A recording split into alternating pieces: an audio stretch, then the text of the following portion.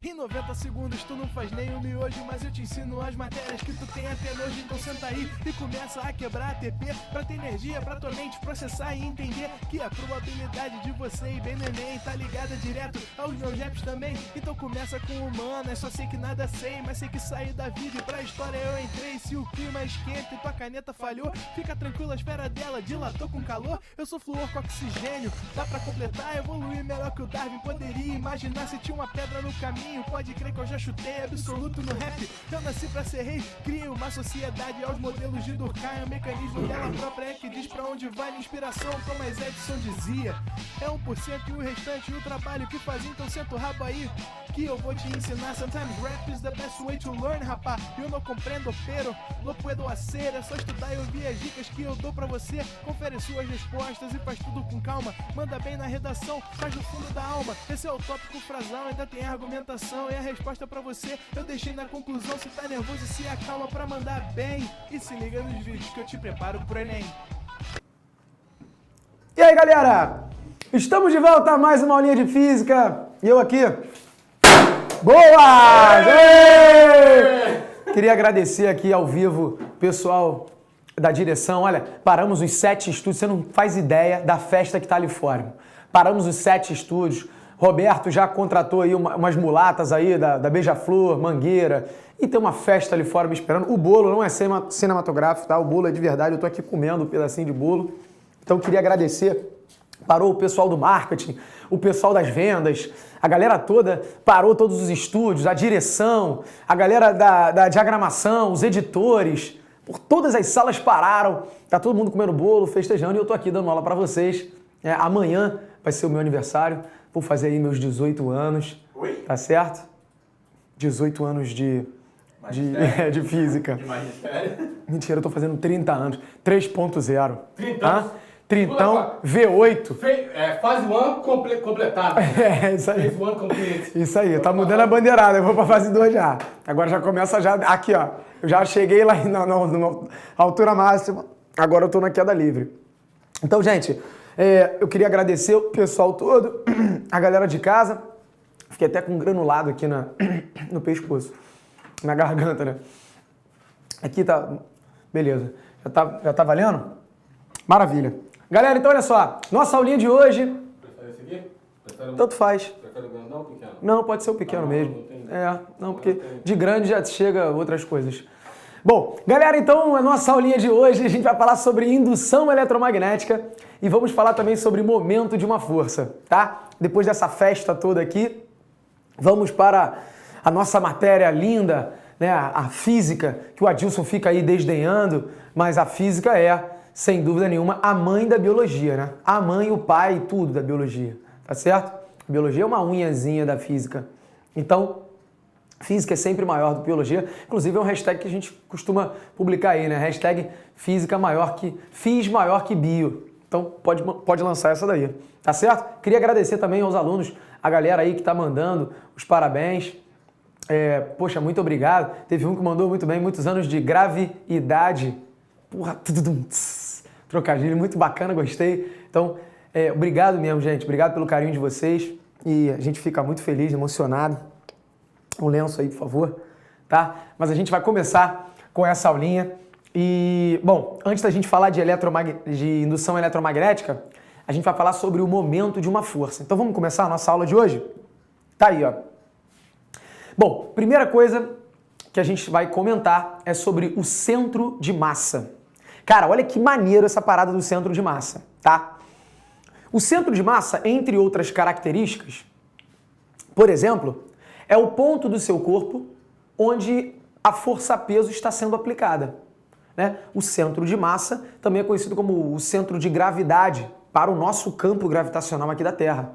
É no centro de massa que a força-peso atua e aponta para baixo. O centro de massa seria um ponto que a gente poderia imaginar como sendo toda a massa desse corpo concentrada. É a concentração de toda a massa do corpo. Ou seja, se eu pudesse substituir um corpo por um ponto, esse ponto seria o centro de massa, onde nesse ponto você poderia observar toda a massa concentrada. Tá? Isso é uma parada meio abstrata, meio teórica, né? Porque às vezes a gente estuda na física, a gente não se preocupa com as dimensões do corpo, em alguns casos, né? Então quando você analisa o movimento de um bloquinho, por exemplo, na verdade você não sabe se esse bloco tem aresta de 1 metro, tem aresta de 3 metros, tem aresta de meio metro, pouco importa para você. Você só está analisando o movimento do bloco. Na verdade, sem saber, quando você faz esse tipo de exercício, você estaria analisando o movimento do centro de massa do bloco.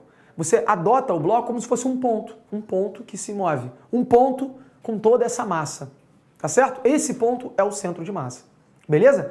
Bom, isso é um pouco abstrato, mas mais concreto sobre o centro de massa que a gente pode falar é justamente com relação à ação da gravidade. Aí eu trouxe aqui uma vassoura, que além de limpar, né, toda essa festa aqui que a galera fez, a gente com essa vassoura, eu vou te mostrar o centro de massa. Essa ideia do centro de massa que é muito bacana. Olha aqui, olha que legal. Deixa eu botar aqui a caneta no bolso. Bom, você pode perceber que esse corpo aqui não é um corpo homogêneo, né? Você tem aqui essa parte de madeira e você tem essa outra parte que é mais pesada. Então, faz com que a massa esteja mais concentrada do lado de cá. Se, por exemplo, esse corpo tivesse do outro lado uma peça igual, né, eu poderia garantir que o centro de massa estaria exatamente no meio do corpo. Para corpos homogêneos, o centro de massa coincide com o centro geométrico. Tá certo? Mas esse caso aqui não é um corpo homogêneo. Você tem esse lado aqui, né, e do outro lado você não tem essa peça. Portanto, o centro de massa, dá para a gente entender mais ou menos que o centro de massa estaria mais próximo dessa região aqui, né? Aí pensa, olha aqui. Se eu pegar essa vassoura e, por exemplo, tentar sustentar ela, eu vou fazer uma força aqui, ó. Eu não consigo sustentar a vassoura colocando somente uma força aqui, ela tomba. Por quê? Porque eu estaria fazendo uma força nesse ponto, mas o peso está atuando em algum lugar aqui, né? O peso está apontando em algum lugar aqui. Eu não consigo só sustentar a vassoura com esse ponto, ela vai cair. Bom, se eu colocar a mão nesse ponto aqui, eu também não vou conseguir sustentar a vassoura, ela vai cair. Por quê? Porque o peso, a gravidade, está atuando em algum lugar por aqui. Existe algum ponto aqui, que se eu sustentar essa vassoura, né, se eu colocar o meu dedo ali, se for o ponto da ação da força-peso, eu consigo equilibrar essa vassoura. Eu vou aplicar uma normal e um peso que vão se anular e a vassoura vai ficar em repouso. E olha como é que eu encontro o centro de massa. Olha que bacana isso. Aqui. Eu vou colocar as minhas duas mãos aqui nas extremidades da vassoura e vou atrair essas mãos, né? Eu vou juntar as minhas mãos. Perceba que só essa mão aqui mexe. Aí você deve estar pensando, você sabe onde é e você está mexendo só essa mão aqui, né? De propósito. Não. Eu estou tentando fazer isso aqui, ó. Só que essa mão, como ela está sustentando um peso maior, o atrito da minha mão com a vassoura é maior. Então, quando eu tento fazer isso, só essa mão se mexe, porque esse atrito aqui é bem menor. Só essa mão se mexe. Quando essa mão aqui se aproximar do centro de massa, ela vai começar a sustentar um peso maior. E aí é a outra mão que vai começar a se mexer, ó. E aí, por incrível que pareça, as minhas duas mãos vão se encontrar exatamente no centro de massa da vassoura. Olha que legal. Veja que eu sustento nesse ponto aqui, eu faço uma força para cima, uma força de sustentação e a vassoura fica em equilíbrio. Porque é exatamente nesse ponto que a força-peso da vassoura está sendo aplicada sobre ela. Compreende? Então você pode fazer isso na sua casa. Pega uma vassoura, você vai ver que não sou eu aqui, não. Não sou eu que estou puxando só essa mão aqui, não. Eu estou tentando juntar as duas. Mas por uma questão de proximidade do centro de massa, essa aqui desliza primeiro e depois a outra vai deslizar. E no final das contas elas se encontram no centro de massa. Show de bola? Então vamos lá. Vamos ver esse desenhozinho que a gente tem aqui, ó. O centro de massa, que vai coincidir com o centro gravitacional, centro de gravidade. Está aqui, ó. Um objeto, se ele for simétrico, né? Se você tiver um objeto, uma haste, por exemplo, com dois corpos de mesma massa, você colocando ali um apoio no centro, você consegue sustentar esse corpo, porque é exatamente no centro que está atuando a força-peso, certo? Aqui, olha que interessante, eu peguei um martelo, joguei o martelo girando, tá? A gente jogou o martelo aqui nos nossos laboratórios, né? Nos nossos estúdios. Eu peguei o martelo, joguei, uma câmera estroboscópica tirou várias fotos, tá certo? E a gente conseguiu reformular isso, colocar isso diagramar isso, editar, botar isso numa foto e a gente conseguiu colocar uma foto em cima da outra para a gente ver o movimento do martelo. Olha que interessante, o martelo ele gira e tal, né? Um movimento maluco. Mas se você olhar só para o centro de massa do martelo, ou seja, se você estivesse adotando o martelo como um único ponto, se ele fosse um único ponto, você poderia perceber uma parábola. Esse ponto, o centro de massa do martelo, descreve justamente um lançamento oblíquo. O martelo pode girar, mas se você pensar apenas no centro de massa, pensar no martelo como um ponto, esse ponto descreve um lançamento oblíquo perfeito. Compreende? Esta aí é a vantagem do centro de massa, né? Em alguns exercícios, por exemplo, se eu quisesse calcular o alcance desse martelo, eu não preciso saber o tamanho do martelo, nem a dimensão dele, né? Eu posso adotar o martelo como um único ponto. E esse ponto descrevendo um lançamento oblíquo. Tá certo? Bom, aqui, a questão do centro de massa aqui é o seguinte, ó. Quando você bate aqui no João Bobo, né? O centro de massa dele está aqui embaixo. Então você bate em cima, ele acaba voltando, porque tem sempre uma força. Tem sempre uma força aqui embaixo restauradora que faz com que ele volte para essa posição de equilíbrio. Então tá aí, cara. Centro de massa que vai ser importante pra gente. No que isso vai ser importante, mestre? Você levanta a mão em casa. Pois é, o centro de massa vai ser importante por quê? Porque é nele que a gente vai aplicar a força-peso. Então, para o nosso cálculo, a partir de agora, a gente vai precisar definir exatamente aonde vai estar a força-peso do corpo. E ela vai estar no centro de massa, lembrando que para um corpo homogêneo, o centro de massa coincide com o centro geométrico. Em outras palavras, para um corpo homogêneo, o centro de massa está no meio do corpo. Tá bom? Maravilha. Aí, a gente então vai falar de momento de uma força. Aí tu fala, o que é o momento de uma força? Cara, eu te pergunto, o que faz um corpo rotacionar? O que faz um corpo rotacionar? Eu tenho certeza que a grande maioria vai responder, a força.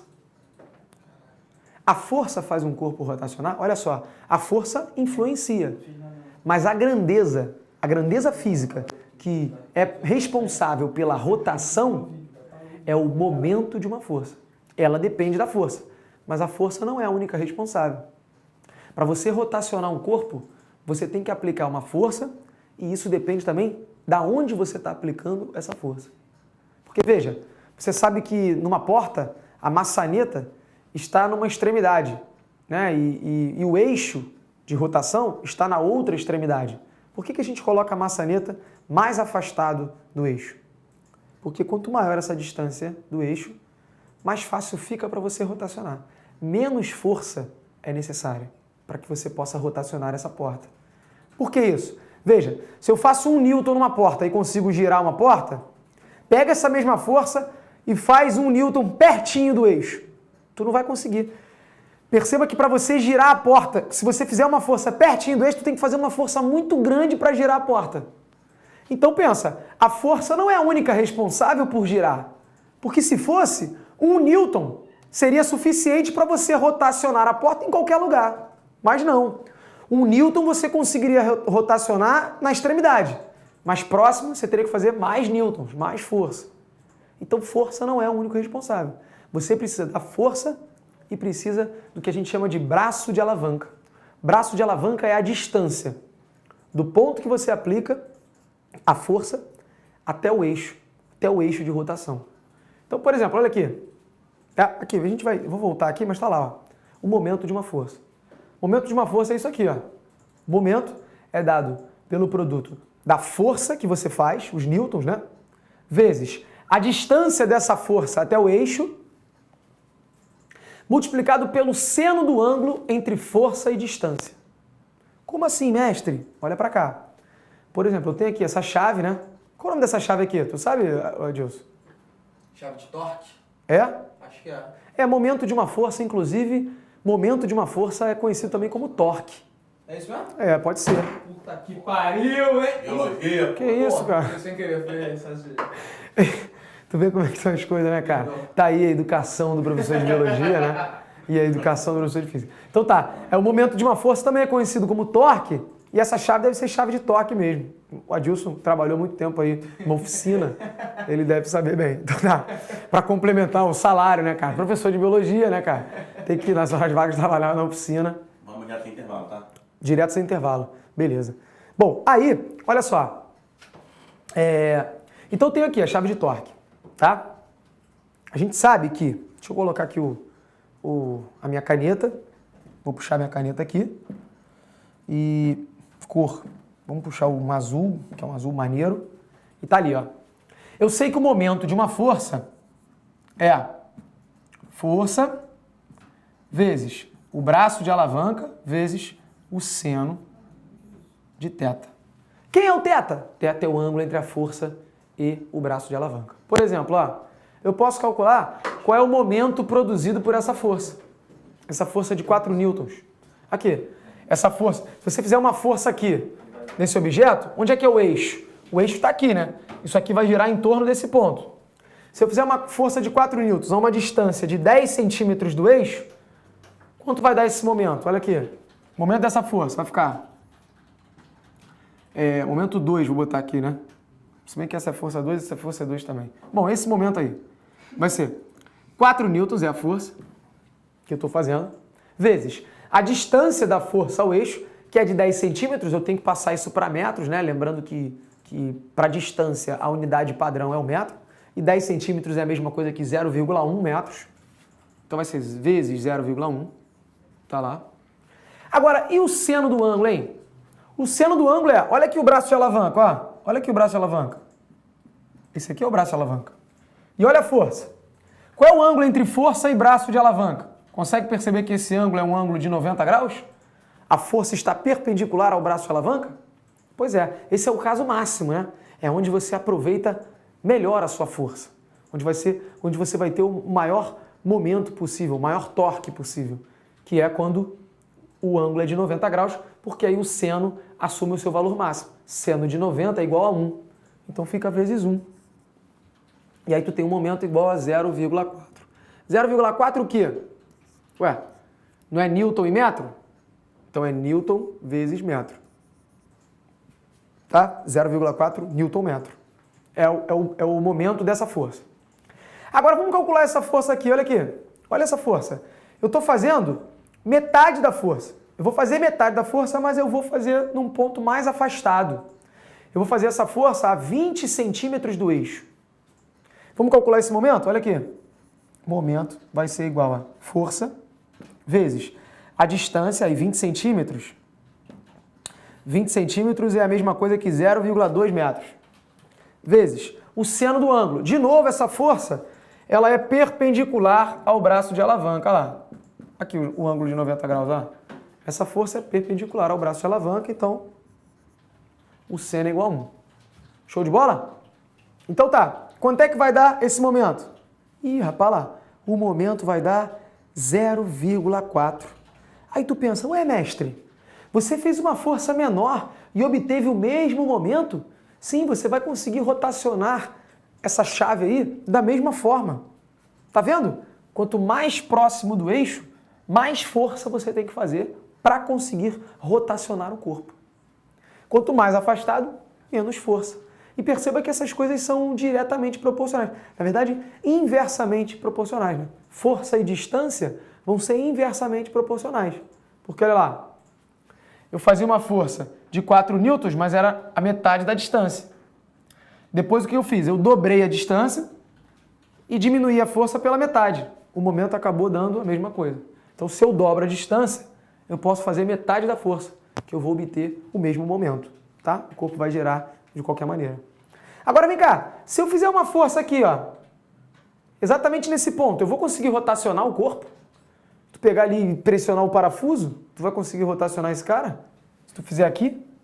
Lógico que não. E olha que tu tá fazendo força. Por que tu não rotaciona se tu tá fazendo força? Porque aqui, qual é a distância entre a força e o eixo?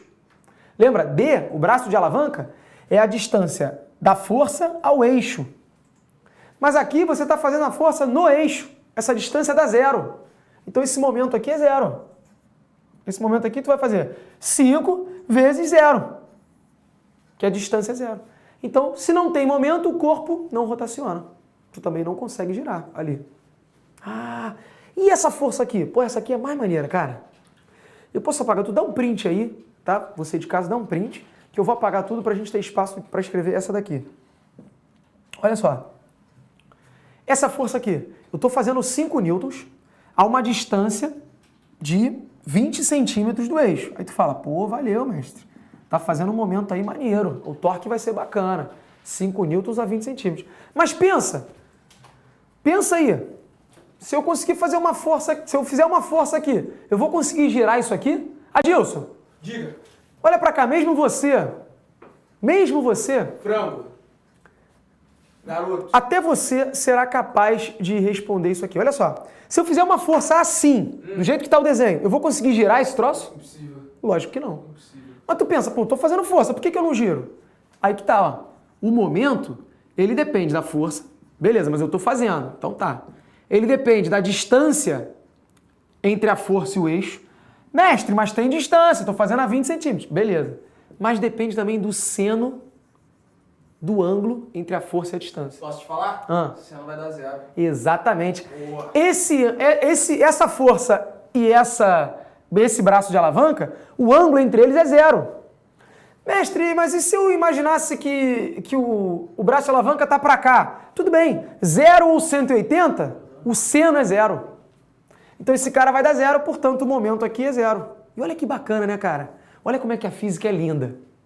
Você vê que a gente traduz o que acontece na realidade ali, na natureza, na vida real. O que acontece na vida real não é na Matrix, não, é na vida real. O que está acontecendo ali, a gente consegue escrever de forma matemática. Olha que bacana, você olhava para cá e imaginava, porra, se eu fizer uma força assim, eu não giro essa parada aí. Beleza, isso sempre foi imbecil para você, é óbvio que tu não vai girar. Mas por que tu não gira? Isso aqui a gente conseguiu traduzir de uma forma matemática. E eu te mostro por quê, ó. Porque depende desse ângulo e quando o seno é zero, tu não gira, o momento dá zero. Então tá aí. O momento de uma força é a grandeza responsável pela rotação do corpo. Tá certo? É também conhecida como torque. Então, beleza. Maravilha. Já entendi isso aí. Deu teu print, esconder a lousa e vamos pro próximo ponto. Tá aqui o momento de uma força, né? Que vai ser a fórmulazinha que a gente usou. Tá aqui uma situação, ó, que eu coloquei, olha lá. O que a gente está observando aqui? Tá vendo que esse braço de alavanca aqui, ó, é maior do que esse braço de alavanca, né? Esse aqui é o ponto de apoio, onde você tem, então, o eixo, né? O corpo está girando em torno desse ponto aqui, vai ser o nosso eixo. E perceba que como aqui tem um maior braço de alavanca, eu não preciso ter uma força tão grande. Isso tudo está representado graficamente, eu não coloquei os valores, mas dá para você observar que como esse braço de alavanca é menor, eu preciso ter uma força maior para poder equilibrar isso aí, né? E aí é possível equilibrar. Se a gente coloca a mesma força, isso não estaria equilibrado. Quem estiver mais distante vai provocar um maior momento, né? Mesmo sendo a força igual, tá certo? Então, mais um motivo para você perceber que não é a força a única responsável pela rotação. Você precisa também da distância. Inclusive, não sei se você já foi ou já observou um borracheiro trabalhando, mas às vezes o borracheiro, né, tu vai lá, furou o teu pneu, tu vai lá trocar o pneu no borracheiro. Aí o cara vai tentar tirar o parafuso. Às vezes o parafuso está muito apertado, ele bota aquela chave lá, aquela chave de roda, tenta girar e não consegue.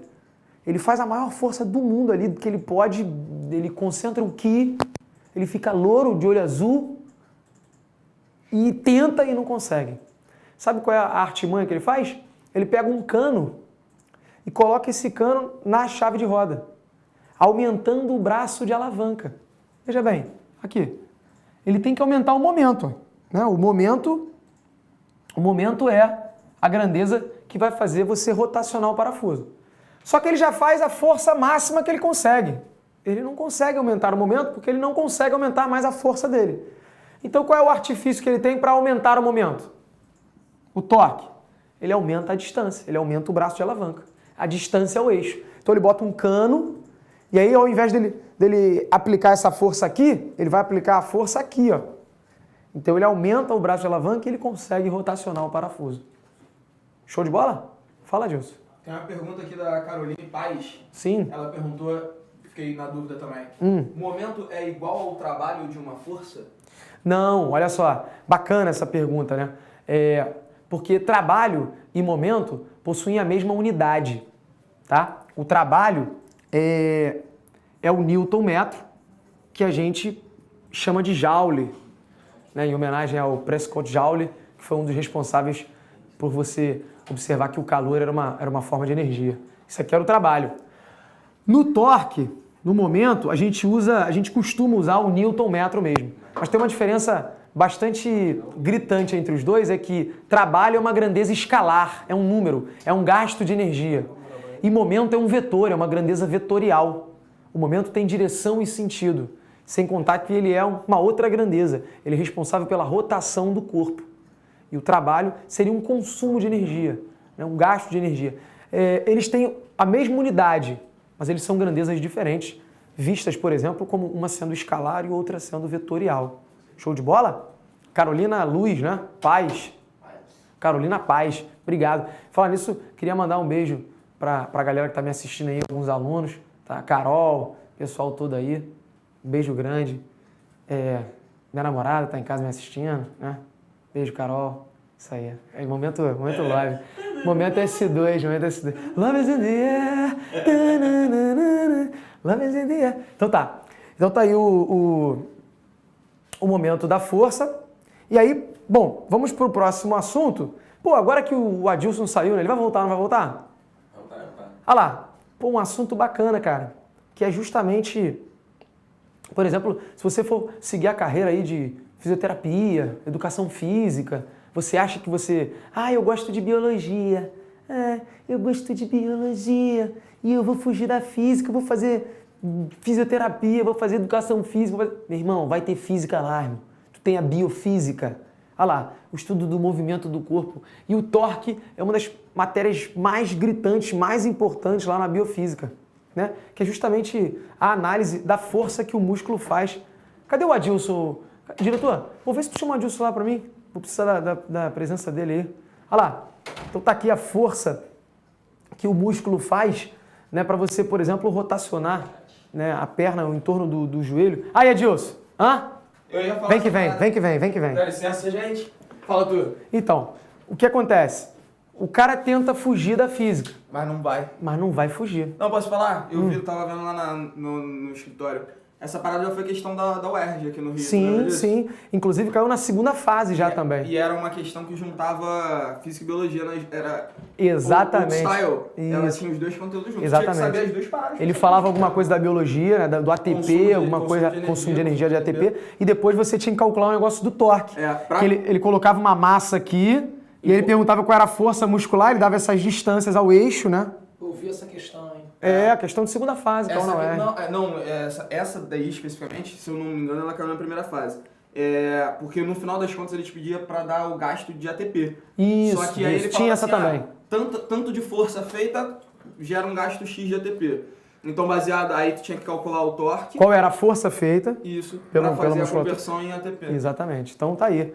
Você vê que eu escolhi um assunto bacana, né? Inclusive pra gente poder fazer... A galera de fisioterapia, educação física... Estuda isso pra caramba, Então, medicina. Eu vim logo atrás do Adilson e já mostrei aí. O Guilherme deixou bem claro, documentado de forma em imagem, se não é bem assim que rola. Na verdade, eu já vim fazendo a força atrás do Adilson. Atrás do Adilson, vim fazendo força, mostrando como é que era o momento. Curiosamente, vim eu gastando ATP atrás de você, gastando energia pra te dar uma forçada. Aí o cara no transporte. Engraçado, do ponto de vista biológico... Vem cá, tira o André! Fala Izinho de novo, Izinho. Tu viu ele falando Izinho? Quando ele tá falando? Izinho. Fala jogos amistosos, fala já. Eu, do ponto de vista biológico, falaria que eu entro com um transporte ativo e você com um transporte passivo.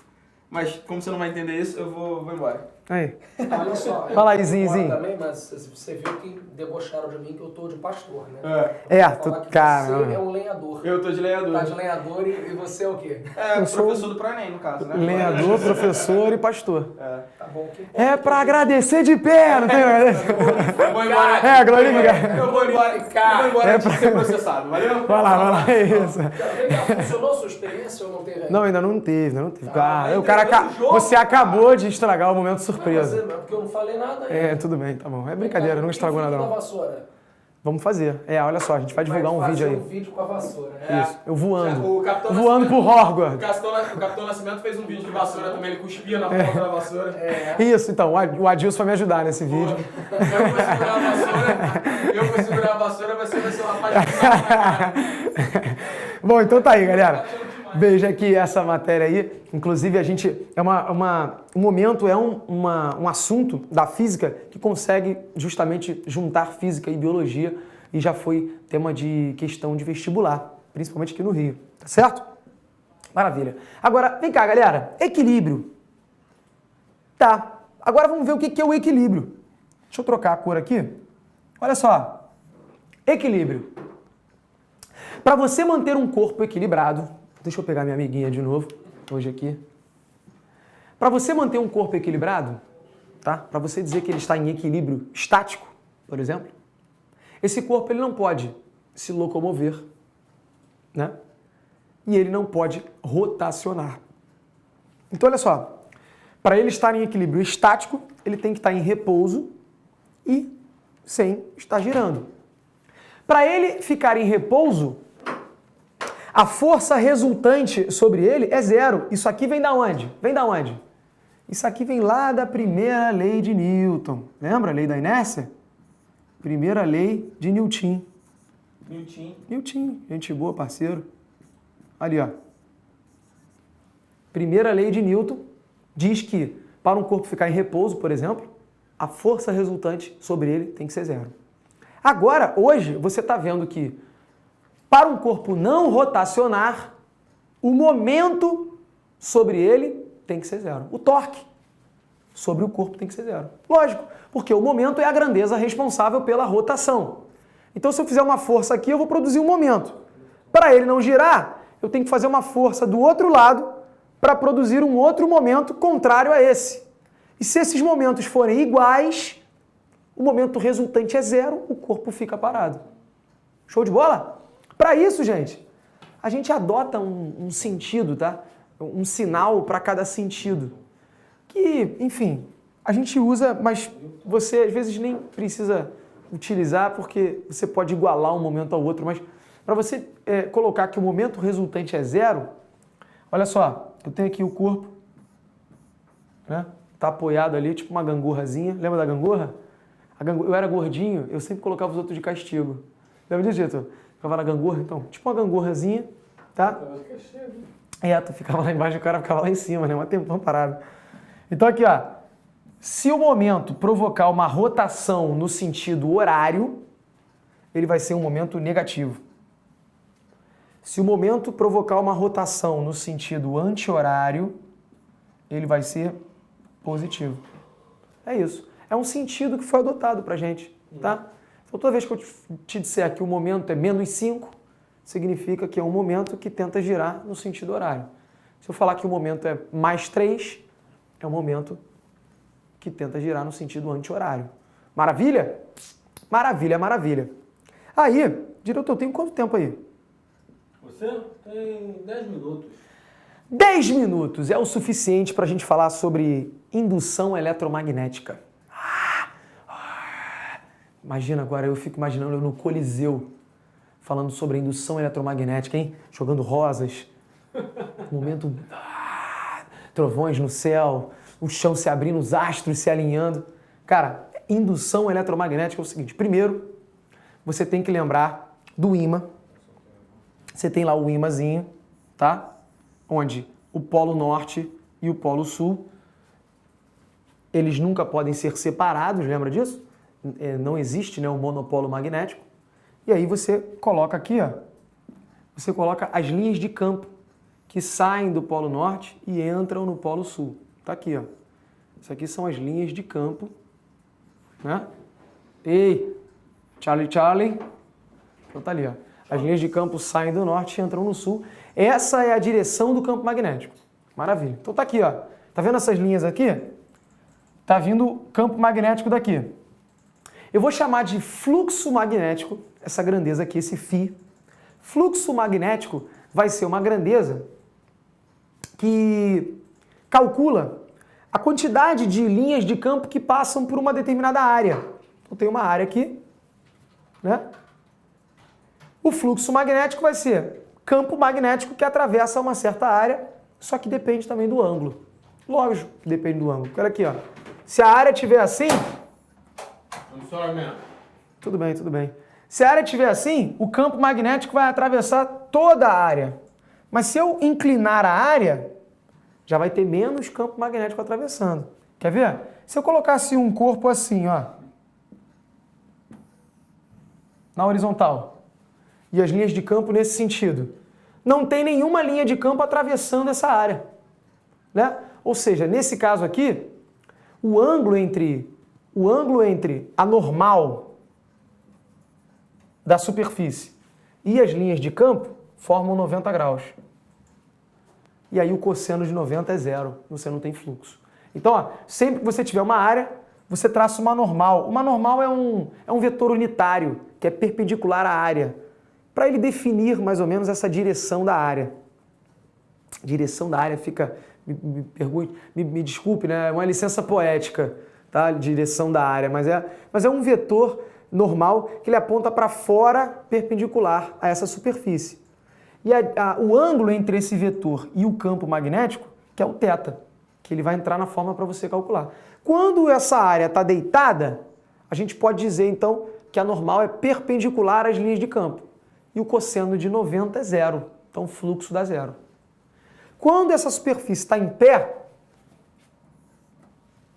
bom, a normal ela vai ser paralela às linhas de campo. E aí, o ângulo é 0 graus. 0 graus, o cosseno de 0 graus é 1. Vou botar aqui no canto, ó. Cosseno de 0 grau é 1. E o cosseno de 90 é 0. Certo? Portanto, aqui, ó, normal para lá, campo para lá, o fluxo vai ser B vezes A. Agora, se a área estiver deitada e as linhas de campo para lá, ó, normal para cima, as linhas de campo para lá, o ângulo entre elas é 90. E aí o cosseno de 90 dá zero, não tem fluxo, não tem nada atravessando a área. A gente observa isso, né? De novo, a equação matemática traduzindo o que acontece. Show? Muito bem, esse é o fluxo magnético. Então define isso, a gente definiu isso. O que é fluxo magnético? Quantidade de campo que atravessa uma determinada superfície. E perceba que a direção da superfície influencia. Show de bola. Aí, visto então essa unidade, né, essa nova grandeza aí, a gente vai falar sobre a lei de Faraday, que é a lei da indução eletromagnética. Bom, quando você tem uma variação no fluxo magnético, você tem uma FEM induzida, uma voltagem induzida. Essa voltagem induzida, naturalmente, produz uma corrente elétrica. Esse é o princípio básico de qualquer usina, de qualquer produção de corrente alternada, né? Olha aqui, por exemplo, se eu tiver aqui uma bobina, tá? Um fio enrolado aqui, ó. Eu tenho um fio enrolado, peguei uns fios aqui, enrolei, beleza? E aí por esses fios eu faço passar corrente elétrica. Aí tu tem que lembrar também, que a gente já falou aqui, da experiência de Oersted. A experiência de Oersted diz que corrente elétrica gera campo magnético. Então aqui, ó. Por exemplo, eu tenho um fio onde está sendo atravessada uma corrente. Então essa corrente vai gerar um campo magnético que circula o fio. Então, pela regra da mão direita, lembra disso, né? Corrente para cima, campo magnético gira. Pensa aqui então, ó, na corrente passando. Cada anelzinho desse, um anel desse aqui, ó, pensa no anel. A corrente está girando, então ela gera um campo magnético que circunda esses fios. Ou seja, na parte interna do anel ela vai apontar para um lado, na parte externa vai apontar para o outro. Quer ver? Vou pegar um fundo branco aqui para a gente analisar melhor. Olha aqui. Ih, rapaz, tem que limpar isso tudo, né? Olha aqui. Imagine, eu tenho um fio aqui, ó. Tem um fio, é uma espira circular, onde está passando corrente. Está passando corrente. Se a corrente está passando para lá, pensa na regra da mão direita, ó. Olha o campo magnético que produz. O campo magnético, ele faz isso aqui, ó. Aqui ele está apontado para dentro e aqui ele está apontado para fora. Então o campo magnético tem esse sentido, ó, em torno da espira. Ele está girando assim, ó. Ele entra aqui, sai aqui. Isso se a corrente vai para lá. Se a corrente tiver o contrário, aí ele já vai ser no sentido oposto. Aqui, ó. O que houve aqui? Deu caô? Deu caô. Não, já foi. Aqui, ó. Eu tenho uma outra espira. Agora imagine a corrente nesse sentido. O que vai acontecer? Nesse sentido, pela regra da mão direita, o campo magnético na parte externa aponta para fora, na parte interna aponta para dentro. Então aqui o campo magnético aponta para fora e aqui ele aponta para dentro. Show de bola? Ou seja, se você olhar para essa superfície, para essa espira, nessa parte de cá que você está vendo, o campo magnético está entrando. Mas se eu olhar aqui, ó, do outro lado, o campo magnético vai estar saindo. Ou seja, essa espira ela se comporta como se fosse um ímã, onde aqui as linhas de campo entram, aqui as linhas de campo saem. Então é como se aqui fosse um polo norte e aqui é como se fosse um polo sul. Ó. As linhas de campo entrando, as linhas de campo saindo. Olha que interessante, cara. E aí, eu inclusive trouxe um experimento para a gente observar. Diretor, me ajuda aí. Olha só o que eu fiz. Posso chegar pertinho aqui da câmera? Yes! Yeah! Então, se liga nessa. Galera, olha aqui. Vamos lá, vem comigo, pertinho aqui. Encosta na tela aí você também, tá? Olha aqui. Peraí que eu vou... Ô foco. Aula de ótica. É, vamos lá. Pô, e tem uma luz aqui, ó, tá tipo... Olha só. Tira um print aí, mano. Beleza. Olha aqui. Bata pra ele aqui pra me ver aqui o nome aqui, ó. Pra poder... É, aí, rapaziada. Aí, ó, rapaziada. Não, foco. Eu quero fazer o foco aqui, ó. Porque tá... Então vê aí, ó. Pronto, Aí, galera da Panasonic não tá botando dinheiro aqui dentro, não. Tô fazendo propaganda. Tô fazendo propaganda, mas eu não tô botando dinheiro, não. Ó, isso aqui é o seguinte, galera. Eu tenho aqui... Isso aqui é um fio de cobre que eu enrolei. Tá vendo? Eu enrolei. E aí, isso aqui é uma pilha, onde do lado tem 2 alfinetes. Beleza? Bom, esse fio de cobre, ele é revestido por uma camada, né, que deixa ele isolado, ele está isolado. Só que a pontinha a gente raspa com a faca e essa pontinha, então, fica com contato. E eu fiz um círculozinho. Eu fiz isso aqui, uma espirazinha. Entendeu? Olha lá, o que vai acontecer? Pensa comigo. Quando eu colocar esse fio de cobre aqui, deixa eu botar aqui dentro esse troço. Botei dentro do buraco. Eu sou um cara bom nessa parada. E aí, Entendeu, olha aqui. Entendeu. Ficou torto esse troço, né? Mas Tudo tá bem. bom. Não, ajuda aí. Isso, quem sabe fazer ao vivo. Ô, louco, meu. Olha lá. Brincadeira, meu. Pois é, coloquei aqui. O que está acontecendo? Tá rolando contato, tá passando corrente elétrica. Aqui, diretor. Tá passando corrente elétrica por esse anelzinho de cobre. Tipo aquilo ali, ó. Pela experiência de Oersted, olha aqui. Se tá passando corrente, tá gerando campo magnético. Então a ideia é o seguinte, ó. Vou colocar ela meio de ladinho. Vamos apagar isso tudo aqui? Para colocar de ladinho, Aqui, ó. A corrente está nesse sentido aqui. São várias voltas e tal, né? Tá aqui. Vamos supor que a corrente está nesse sentido. Se a corrente estiver nesse sentido aqui, você tem, ó, regra da mão direita, o campo magnético, nessa face daqui ele sai e na face de lá ele entra. Então, tá saindo campo magnético daqui, olha lá, as linhas de campo estão saindo e aqui elas entram. Se está saindo dessa face e está entrando na face de trás, é porque aqui se comporta como se fosse um polo norte e aqui como se fosse um polo sul. Ou seja, essa espira Quando você coloca, então, uma corrente elétrica passando por ela, essa espira se comporta como se fosse um ímã. Ah, legal. O nome disso aqui, cara, é eletroímã, né? Ou pelo menos ele se comporta como. Aí agora eu vou pegar um ímã, poderosíssimo esse ímã aqui, bolado. Bolado. Boladão esse ímã aqui. E eu vou fazer o seguinte, ó, isso aqui tá sendo como se fosse um ímã. Por que não grudou no meu anel? O teu anel é de quê? De prata? Prata é uma substância diamagnética. Diamagnética não sofre... Se fosse de ferro, aí beleza, provou que é prata, hein? Valeu, moleque, aí. Não é latão. Então aqui, ó. Se eu aproximar esse ímã daqui... Olha lá o que vai acontecer, ó. Vê se dá pra ver, diretor. Caraca, dá. Peraí que ele tá torto. Peraí. Que gruda. Esse bagulho é, complicado pra caramba. Ih, olha lá, alterou a parada aqui, mano. Vê se tu consegue fazer. Ih, caramba. Já destruiu o bagulho. Muito bem, diretor. Não, peraí, vou dar Isso aqui é o seguinte, esse é o princípio do motor elétrico. Né? Quando você faz passar corrente elétrica por uma espira, ela fica se comportando como um ímã. Se eu colocar esse ímã... Fazia muita... Tu fazia? Só tirava 10 na feira de Tu assistiu o Bigman? Lembra do Bigman? Porra, lógico. Bigman era muito bom, né? Eu fazia várias paradas do Bigman também. É que não pode dobrar aqui, não? Não, porque senão ele não vai girar legal. É legal, é verdade. Pronto, agora Senão ele vai girar legal. Agora vai. Olha lá. Ele mexe. Bom, isso aqui deveria girar se ele tivesse retinho. Mas a gente fez, doutor. Deixa eu ver se eu mas tá consigo. tranquilo. E aí, a galera de casa já entendeu. Peraí. Vamos fazer em casa pra ver depois. Nossa. O que acontece? Esse material, ele vai girar, e é isso que, por exemplo, acontece num ventilador de teto. Vai lá. Segura aqui, vai tentando aí. Um ventilador de teto, ele faz o seguinte, você tem lá no ventilador de teto,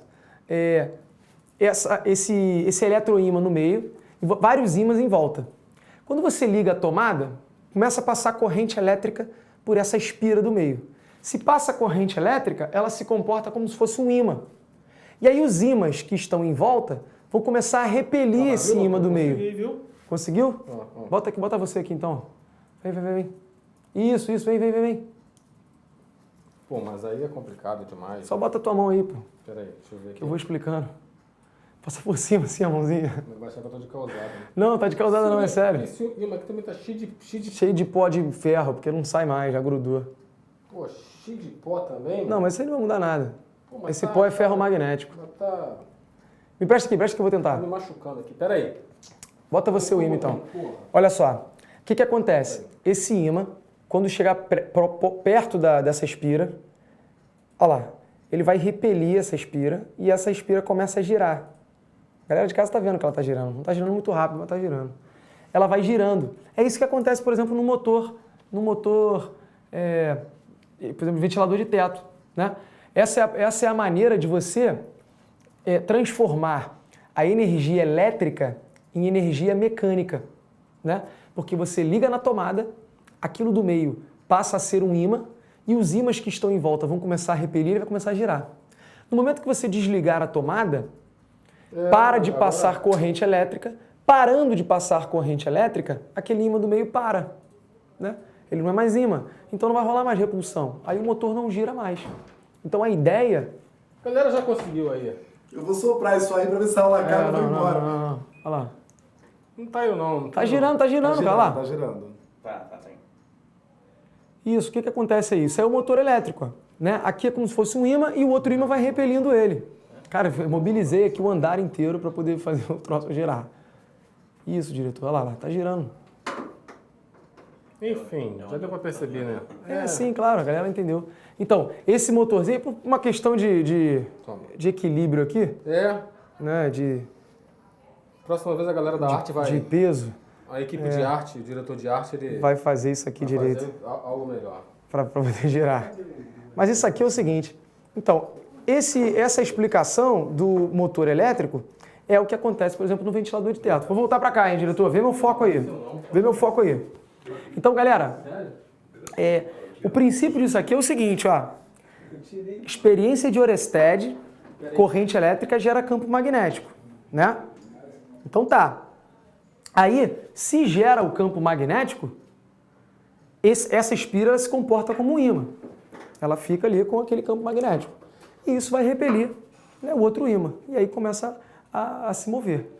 Outra coisa interessante, essa é uma transformação, isso aqui é como ocorre a transformação da energia elétrica em energia mecânica. Olha aqui que legal. A gente pode ver também como é que se transforma energia mecânica em elétrica. O contrário, o caminho contrário. Tá aqui, ó, o caminho contrário, ó. O que vai acontecer? Você tem aqui a espira, tá? Beleza. Aí, quando você pega um ímã, coloca o ímã aqui e começa, por exemplo, a aproximar e afastar o ímã, ou a girar o ímã, você tem um campo magnético mais forte e mais fraco, ou um campo magnético entrando, depois saindo, entrando, depois saindo. Você está variando o campo magnético. E aí, meu camarada, se você varia o campo magnético, olha lá, se você varia o campo magnético por aquele, em torno daquela espira, ó, você tem essa área.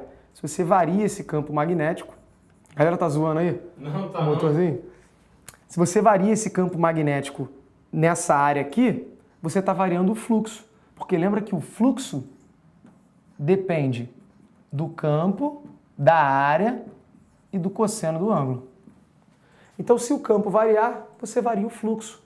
É o que acontece. Se você mexer com esse ímã aqui nessa área dessa espira, se você está mexendo com esse ímã, você está mexendo com o campo, você está alterando o fluxo. Se tem uma variação de fluxo com o passar do tempo, você gera uma fé induzida, uma voltagem que, por sua vez, gera uma corrente. Então, movendo um ímã, você gera corrente elétrica por esses fios. Tá certo? É daí que surge, por exemplo, a corrente elétrica, a energia elétrica que chega à sua casa. Essa energia que chega à sua casa, ela provém da indução eletromagnética de Faraday. A lei de Faraday, olha que bacana, hein? Beleza? Então tá aí, galera. Essa daqui é a lei de Faraday, que diz que se você variar o fluxo em função do tempo, você tem uma corrente induzida. Inclusive, lembra, diretor, de Matrix? Matrix! Neo! Então, para acabar, olha só. Como é que era, diretor? Aquela bomba que os caras lançavam, o Morfeu lançava para destruir as sentinelas, quando elas iam atacar a nave. Pulso magnético, né? Pulso magnético. Sabe o que consiste numa bomba dessa? Aqui, ó. Variação de fluxo magnético gera corrente elétrica, gera voltagem que gera corrente elétrica. Se você dispara, de repente, um campo magnético muito alto, muito forte, e depois um campo magnético zero, você gerou uma variação de fluxo magnético muito grande em pouco tempo. Você gerou uma voltagem muito grande, consequentemente uma corrente elétrica muito grande. Essa corrente elétrica muito grande queima todos os aparelhos eletrônicos num raio de alguns quilômetros. Então, na verdade, o pulso eletromagnético vem de uma fé induzida, de uma variação do fluxo magnético, que vai gerar essa corrente e vai queimar, por exemplo, as coisas que estão próximas, né? Porque esses aparelhos, eles possuem uma corrente máxima, uma corrente limite, certo? E se você ultrapassar essa corrente, você queima o aparelho. Show de bola, diretor? Show! Acabamos? Yes! Então, galera, hoje foi uma aula muito bacana, né? Amanhã é meu aniversário, meu dia. O pessoal aí comemorou comigo, trouxeram o bolo, a galera toda do estúdio, os 3 andares do ProEnem, pararam, desceu todo mundo. Meu irmão, gente pra caramba. Agora tem uma galera lá fora me esperando, né? Um carro com um laço vermelho que eu vou ganhar de presente. Então, eu fico muito feliz. E eu agradeço a você que está aí, né, assistindo essa aula, que assistiu essa aula, na presença desse dia tão importante para mim, tá? Queria agradecer a todo mundo, a direção, fico muito feliz. ProEnem é uma família e vocês que estão aí assistindo essa aula também fazem parte dessa família. E como a gente, né, o sentimento que a gente tem dos nossos familiares é o que? A gente quer sempre o melhor, a gente quer sempre o bem. Então o que a gente quer aqui é que você consiga o seu sonho de passar aí para o vestibular, para onde você quiser. Beleza, galera? Semana que vem estamos de volta. Quero agradecer a sua presença mais uma vez e esperar você para o próximo episódio. Valeu, beijo grande e até a próxima.